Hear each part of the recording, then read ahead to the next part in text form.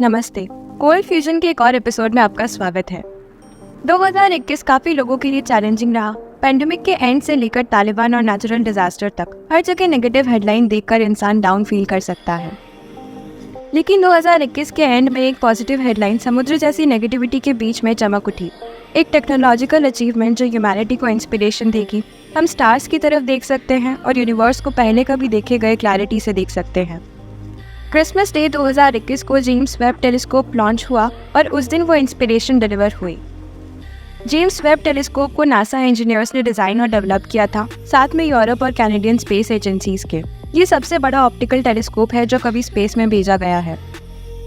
लगभग 6 टन का है और इसकी कॉस्ट 10 बिलियन है। ये एक अचीवमेंट है जो डिकेड्स में बना, लेकिन सिर्फ एक शॉर्ट ईयर के लॉन्च के बाद जेम्स वेब टेलीस्कोप ने साइंटिस्ट को नए पर्सपेक्टिव दिए, पब्लिक को ऑ इंस्पायरिंग इमेजरी से अमेज किया और हमारी आंखों को हमारे यूनिवर्स के एंडलेस पॉसिबिलिटीज के लिए खोल दिया।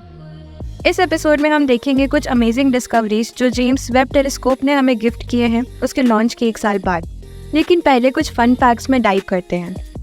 जेम्स वेब टेलीस्कोप के इमेजिंग सिस्टम इतने अच्छे हैं कि वो 24 माइल्स या फिर 38 किलोमीटर दूर एक कॉइन को क्लियरली देख सकता है, या फिर 340 माइल्स या फिर 547 किलोमीटर दूर एक फुटबॉल को।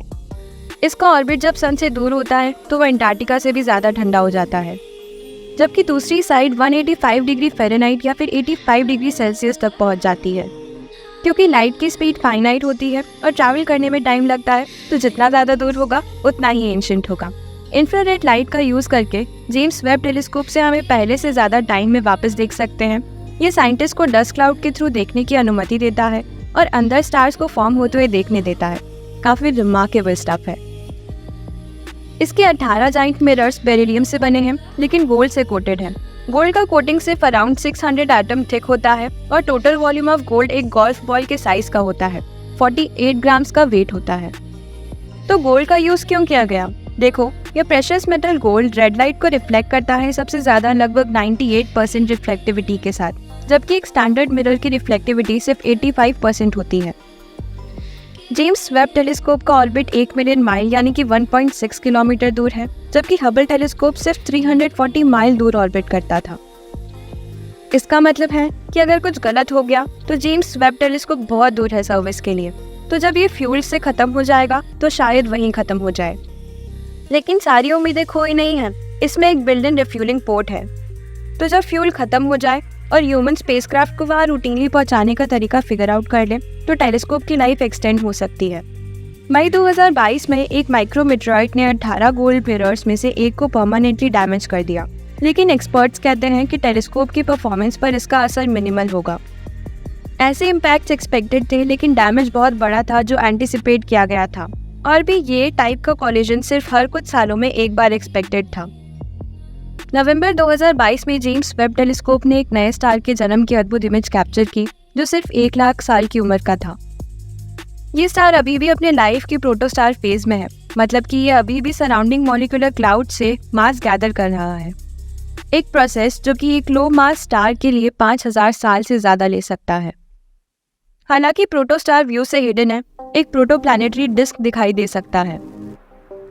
ये एक डार्क लाइन के फॉर्म में दिखाई देता है जो आर ग्लास डिस्प्ले के सेंटर में होता है।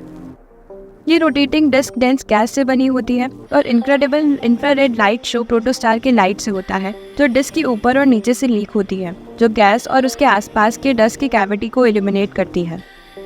इस डिस्कवरी के बारे में जो फैसिनेटिंग है वो ये है कि प्रोटोप्लैनेटरी डिस्क हमारे सोलर सिस्टम के साइज का होता है और इसमें प्लैनेट्स फॉर्म होने की कंडीशन अनयूजुअल नहीं होती। नासा मानता है कि ये इमेज एक झलक प्रोवाइड कराता है जो हमारे सोलर सिस्टम और सन के जन्म के दौरान देखा जा सकता था। स्पेस में 40 से 290 मिलियन लाइट ईयर दूर एक कलेक्शन ऑफ गैलेक्सीज हैं जो स्टेफेंस क्विंटेट के नाम से जाना जाता है।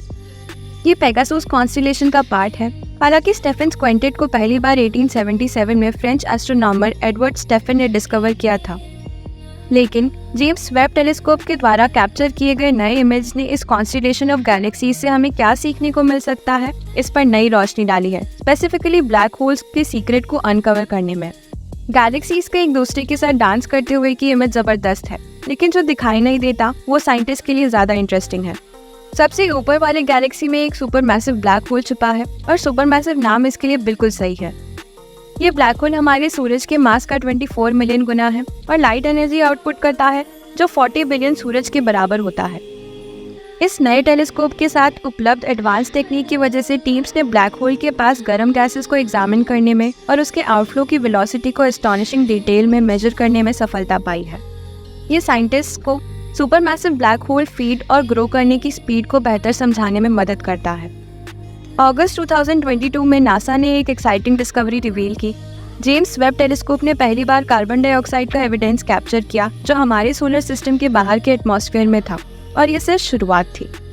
एक सनलाइट स्टार के ऑर्बिट में जो अर्थ से 700 लाइट ईयर दूर है, एक हॉट गैस जाइंट प्लैनेट है। ये रफली सैटर्न के मास का और जुपिटर के साइज का है।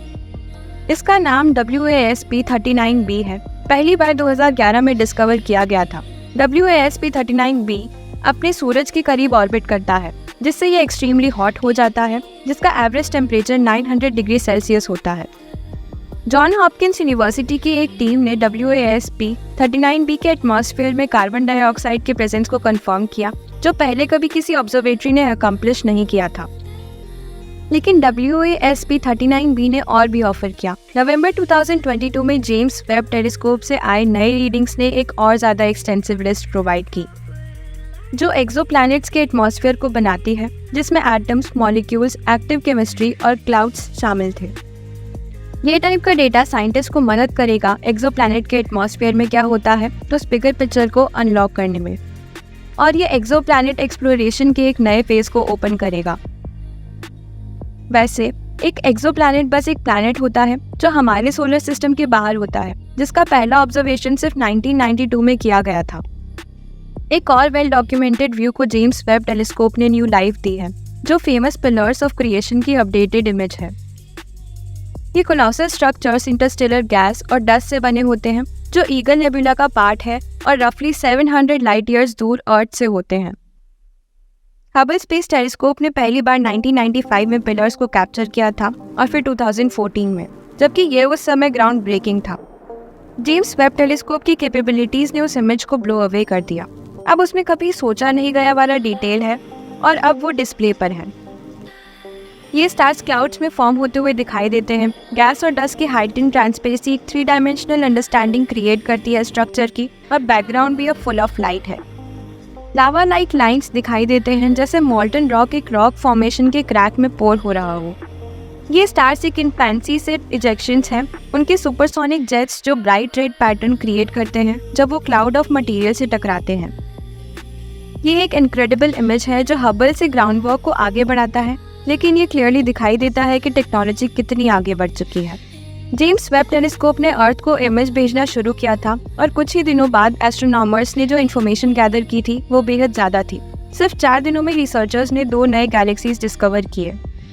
लेकिन सिर्फ डिस्कवरी ही सरप्राइज नहीं थी, असल में सरप्राइज था रिकॉर्ड ब्रेकिंग डिस्टेंस, क्योंकि इनमें से एक गैलेक्सी को सबसे ज़्यादा दूरी पर स्थित स्टारलाइट कभी ऑब्जर्व किए गए जाने का रिकॉर्ड कंफर्म किया गया था। ये कैलकुलेट किया गया था कि ये 350 मिलियन साल पहले यूनिवर्स के शुरू होने के बाद की है। कंटेक्स्ट के लिए हमारा ऑब्जर्वेबल यूनिवर्स कहा जाता है कि 13 बिलियन साल पुराना है। रोम के नेशनल इंस्टीट्यूट ऑफ एस्ट्रोफिजिक्स के मार्को कॉन्स्टेलानो ने कहा कि ऐसी डिस्कवरी से एस्ट्रोनॉमी में एक नया चैप्टर शुरू होता है, और उन्होंने इसे एक आर्कियोलॉजिस्ट की लॉस्ट सिटी को अनकवर करने से कंपेयर किया। अब साइंटिस्ट के पास एक जलने वाला सवाल है कि ऐसे डिस्टेंट गैलेक्सीज को ऑब्जर्व करना कैसे संभव था। ये डिस्कवरी हमें हमारे अगले एंट्री पर ले आती है। यूनिवर्सिटी ऑफ कोलोराडो की टीम ने डिस्टेंट गैलेक्सीज को डिस्कवर किया था, और उन्हें सिर्फ डिस्कवरी पर सरप्राइज नहीं था, बल्कि उन्हें ये भी समझ नहीं आ रहा था कि उन्होंने ये कैसे मैनेज किया।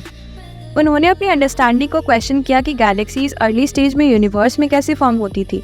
जेम्स वेब टेलीस्कोप द्वारा कैप्चर किए गए डिस्टेंट यंग गैलेक्सीज मिल्की वे से काफ़ी अलग है, और एस्ट्रोनॉमर्स ने उन्हें एक्सपेक्ट किया था उससे काफ़ी ब्राइट है। गैलेक्सीज ने इतनी ज़्यादा लाइट एमिट करने के 2 थ्योरीज हैं। पहली थ्योरी ये कि वो सिंपली इनॉर्मस हो सकती है, लेकिन दूसरी थ्योरी काफ़ी ज़्यादा इंटरेस्टिंग है।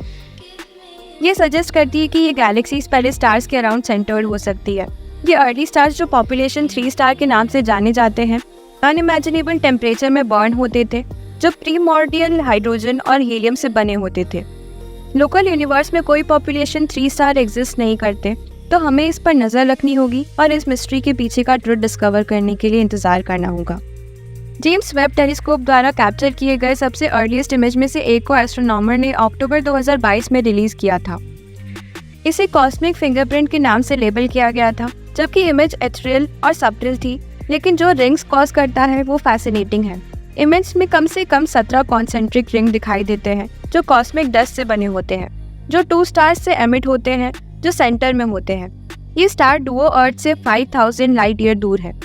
हर कुछ साल में स्टार्स के ऑर्बिट उन्हें एक दूसरे के इतना करीब ले आते हैं कि उनके स्टेलर विंड्स मिल सकते हैं। जब ये होता है तो गैस स्ट्रीम कंप्रेस होती है जो डस्ट फॉर्म करती है, जो स्पेस में सेंड ऑफ होती है, और जो आज हम देख रहे हैं वो पैटर्न क्रिएट करती है। फिंगरप्रिंट को ट्री के रिंग से कंपेयर किया गया है जो उसकी एज शो करते हैं। हर रिंग के लिए एक ऑर्बिटल साइकिल कंप्लीट होती है और हमें एक स्पेक्टाकुलर शो गिफ्ट किया जाता है। जेम्स वेब टेलीस्कोप की पावर यहाँ फुल डिस्प्ले पर है, क्योंकि प्रीवियस इमेज की इवेंट सिर्फ 2 रिंग शो करती थी और अब 17 से ज़्यादा ऑब्जर्व की जा सकती है। अर्थ से लाइट ईयर दूर एक मास है जो जुपिटर से 6 से 12 गुना भारी है। वहाँ HIP 6542 बैठा हुआ है, जो एक एक्सोप्लैनेट है जिसे जेम्स वेब टेलीस्कोप ने हाल ही में कैप्चर किया। ये पहला एक्सोप्लैनेट है हमारे सोलर सिस्टम के बाहर जिसका टेलीस्कोप ने डायरेक्ट इमेज लिया है। एक्सोप्लैनेट को डायरेक्ट इमेज में कैप्चर करना एक्सट्रीमली चैलेंजिंग होता है, मेनली क्योंकि वो स्टार्स जो उनके राइट नेक्स्ट में होते हैं बहुत ज़्यादा ब्राइट होते हैं। इसका मतलब है कि सिर्फ जेम्स वेब के नियर इंफ्रारेड कैपेबिलिटीज़ ही इस लाइट को कट करके फेंट प्लैनेट को इतने डिटेल में रिवील कर सकती है। तो ये एक्साइटिंग क्यों है? इसलिए क्योंकि ऐसी इमेज साइंटिस्ट के लिए एक मैसिव स्टेप फॉरवर्ड है। हम पोटेंशियली हैबिटेबल और लाइफ सस्टेनिंग प्लैनेट को हमारे सोलर सिस्टम के बाहर देख सकते हैं। अनफॉर्चुनेटली HIP 6546 एक जाइंट गैस प्लैनेट है, मतलब कि ऑफ कोर्स वो हैबिटेबल नहीं है। लेकिन ये इमेज फ्यूचर पॉसिबिलिटीज़ के हिंट देती है डिस्टेंट वर्ल्ड स्टडी करने के लिए। जैसे जैसे और एक्सोप्लैनेट ऑब्जर्व किए जाते हैं, ये रिसर्चर्स की अंडरस्टैंडिंग को शेप करेगा एक्सोप्लैनेट फिजिक्स, केमिस्ट्री और फॉर्मेशन की। जेम्स वेब टेलीस्कोप ने हमारी एग्जिस्टेंस और एस्ट्रोनॉमिकल रिसर्च के फ्यूचर में इंसाइट दी है। सिर्फ अपने लॉन्च के 1 साल बाद रिसर्चर्स के हिसाब से ये जड़ से खोद निकालने के लिए केपेबल है। हालांकि जेम्स वेब टेलीस्कोप का मिनिमम मिशन ड्यूरेशन 5 ईयर्स है, लेकिन इसका एक्सपेक्टेशन है कि वो सिर्फ फार बियॉन्ड ऑपरेट करेगा। तो ये सेफ है कि एक्सपेक्ट करो कि एस्ट्रोनॉमर्स वर्ल्ड वाइड डेटा को एनालाइज करते रहेंगे बहुत सालों तक। लेकिन उस डेटा से क्या डिस्कवर होगा ये तो डिटरमाइन होना बाकी है, लेकिन वो हमारी यूनिवर्स की अंडरस्टैंडिंग को कम्प्लीटली चेंज कर सकता है। और मैं तो कहूँगा कि जो टाइम हम अभी जी रहे हैं वो एक प्रिविलेज है किसी भी क्यूरियस माइंड के लिए। तो बस इतना ही इस एपिसोड के लिए, और भी इस साल के लिए। इस चैनल पर इस साल में बहुत सारी इंटरेस्टिंग चीज़ें कवर की गई है।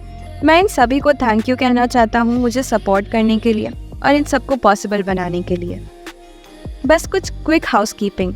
अगले साल के शुरू में कुछ इंटरेस्टिंग टॉपिक आने वाले हैं, जिसमें ट्विटर सागा का पूरा स्टोरी है with Elon Musk, Sam Bankman Fried finally getting arrested, energy production field में एक लैंडमार्क अचीवमेंट और बहुत कुछ।